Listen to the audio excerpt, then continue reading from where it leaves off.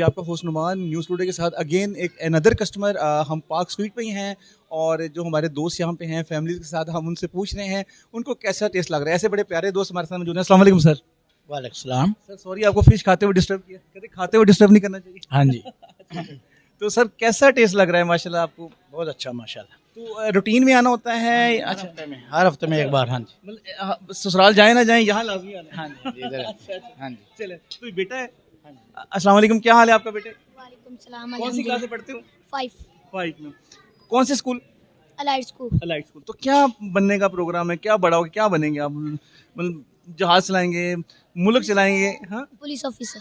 चले गुड हो गया, एक्सीलेंट। फिश आप शौक से खाते हैं? अच्छा अच्छा जबरदस्त हो गया। तो सर जी कुछ और कहना चाहेंगे दोस्तों को? हाँ जी इनकी फिश बहुत अच्छी है माशाल्लाह और सेटिंग का बहुत प्रोग्राम अच्छा है इनका और इनकी सर्विस बहुत अच्छी है। सर आपका नाम? शहबाज अली। जी शहबाज भाई हमारे कह रहे हैं मैं रेगुलर हर हफ्ते मैं कहीं और जाऊँ ना जाऊँ यहाँ पे तो मैं लाजमी आता हूँ। ये इनका टेस्ट बड़ा अच्छा है, इनकी सर्विस बड़ी अच्छी है। और भाई अब बेटा आपका नाम? अली।